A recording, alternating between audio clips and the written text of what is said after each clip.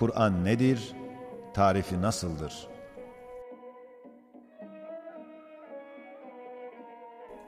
El-Cevap 19. sözde beyan edildiği ve sair sözlerde ispat edildiği gibi, Kur'an, şu Kitab-ı Kebir-i Kainat'ın bir tercüme-i ezeliyesi ve ayat-ı tekviniyeyi okuyan mütenevvi dillerinin tercümanı ebedisi ve şu alemi gayb ve şehadet kitabının müfessiri ve zeminde ve gökte gizli esma-i ilahiyenin manevi hazinelerinin keşşafı ve sutur-u hadisatın altında muzmer hakaikın miftahı ve alemi şehadette alemi gaybın lisanı ve şu alemi şehadet perdesi arkasında olan alemi gayb cihetinden gelen iltifatat-ı ebediye-i rahmaniye ve hitabat-ı ezeliye-i sübhaniyenin hazinesi ve şu İslamiyet alemi manevisinin güneşi, temeli, hendesesi ve avalim-i uhreviyenin mukaddes haritası ve zat ve sıfat ve esma ve şuun-u ilahiyenin kavli şarihi, tefsiri vazıhı, bürhan-ı katığı, tercüman-ı satığı ve şu alemi insaniyetin mürebbisi ve insaniyeti kübra olan İslamiyet'in ma ve ziyası ve nev-i beşerin hikmet-i hakikiyesi ve insaniyeti saadete sevk eden hakiki mürşidi ve hadisi ve insana hem bir kitab-ı şeriat, hem bir kitab-ı dua, hem bir kitab-ı hikmet, hem bir kitab-ı ubudiyet, hem bir kitab-ı emir ve davet, hem bir kitab-ı zikir, hem bir kitab-ı fikir, hem bütün insanın bütün hacat-ı maneviyesine merci olacak çok kitapları tazammun eden tek, cami bir kitab-ı mukaddestir. Hem bütün evliya ve sıddıkîn ve ürefa ve muhakkikînin muhtelif meşreplerine ve ayrı ayrı mesleklerine, her birindeki meşrebin mezakına layık ve o meşrebi tenvir edecek ve her bir mesleğin mesakına muvafık ve onu tasvir edecek birer risale ibraz eden mukaddes bir kütüphane hükmünde bir kitab-ı semavidir. 2. cüz ve tetimme-i tarif. Kur'an, arş-ı azamdan, ismi azamdan, her ismin mertebe-i azamından geldiği için, 12. sözde beyan ve ispat edildiği gibi, Kur'an, bütün alemlerin Rabbi itibariyle Allah'ın kelamıdır. Hem bütün mevcudatın ilahı unvanı ile Allah'ın fermanıdır.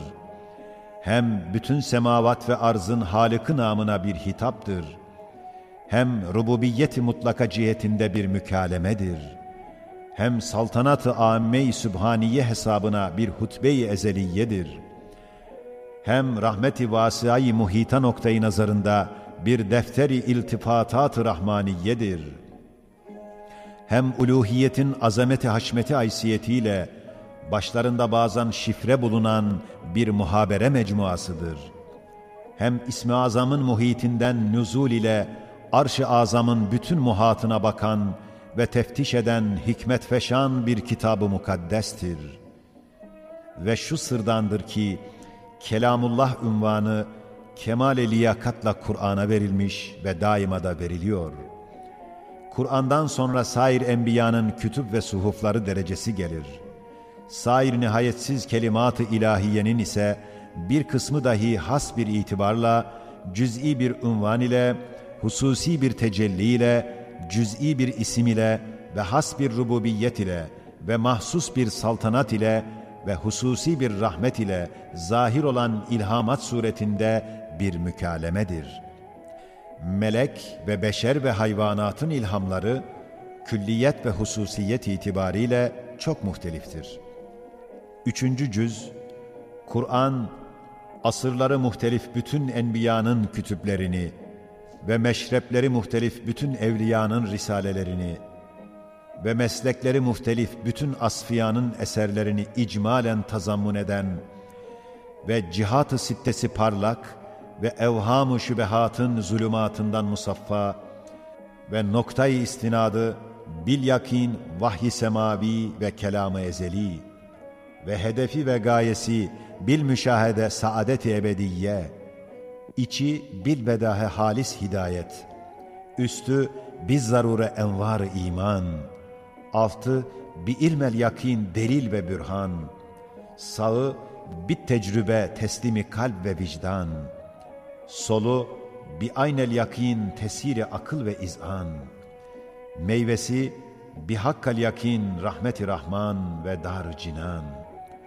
makamı ve revacı bilhats-ı sadık, makbulü melek ve insü can bir kitab-ı semavidir.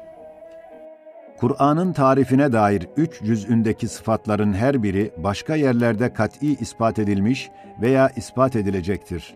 Davamız mücerret değil, her birisi bürhan-ı kat'î ile müberhendir.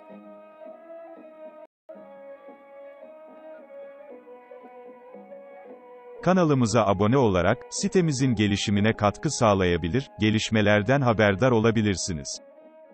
Videoları paylaşarak muhtaç gönüllere girebilirsiniz.